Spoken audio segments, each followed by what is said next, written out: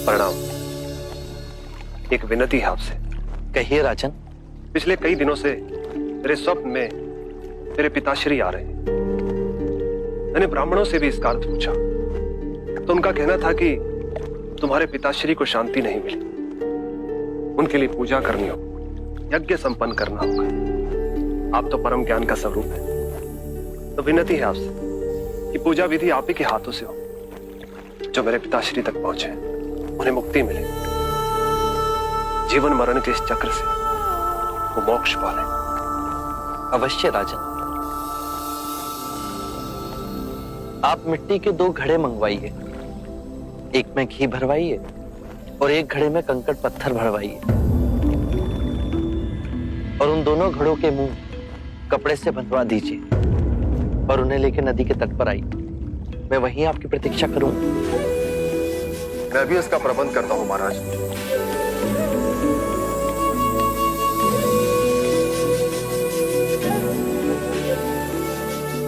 महाराज, अब आप इन दोनों घड़ों को पानी में डाल दीजिए।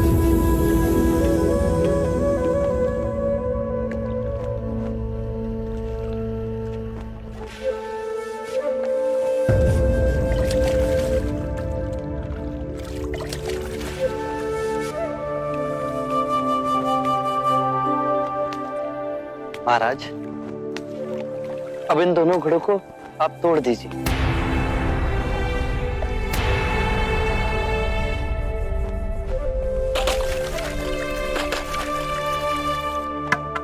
महाराज, अब आप ध्यान से देखिए कि ऊपर उठ पानी पर तैरने लगा। अब बताइए, मेरे या किसी और के पूजा पाठ करने से क्या ये घी नीचे बैठ सकता है? असंभव। ये तो घी का स्वभाव ही नहीं। सत्य कहा आपने। उसी प्रकार किसी भी पूजा पाठ, विधि विधान, कर्म कांड के द्वारा पानी के अंदर डूबे हुए कंकड़ पत्थर क्या ऊपर आ तैर सकते हैं? नहीं बुद्ध, ये तो प्रकृति के नियम के विरुद्ध है। तो हम प्रकृति से भिन्न कैसे हुए? हम भी तो प्रकृति का ही रूप है। सत्य कहा बुद्ध। एक सत्य ये भी है राजन, यदि हमारे पूर्वजों ने अपने जीवन काल में कंकड़ पत्थर बोए, दुष्कर्म किए, तो वो स्वाभाविक ही कंकड़ पत्थर की तरह नीचे बैठ जाएंगे। और यदि उन्होंने अपने जीवन काल में सत्कर्म किए तो स्वाभाविक ही घी की तरह ऊपर आ तैरने लगेंगे। जो बोएंगे वही काटेंगे। परंतु इस शरीर रूपी जीवन काल में ही नहीं, अपितु इस शरीर रूपी जीवन काल के पश्चात वाली यात्रा में भी हम जैसे कर्म करेंगे वैसा ही फल मिलेगा। अब बताइए, इस प्रकृति के नियम को कोई पूजा पाठ, कर्मकांड, विधि विधान, यज्ञ हवन मिटा सकता है?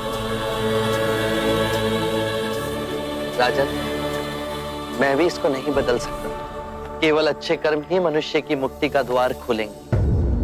कैसी तलवार है आपके हाथ में, जो एक क्षण में सारे झूठ काट केवल ज्ञान को प्रकाशित करती है। ना जाने कितने जन्मों और भटकता में यदि आपकी कृपा ना होती, इस एक क्षण में आपने अपनी अदृश्य तलवार से मेरे अहंकार का सर भी काट दिया।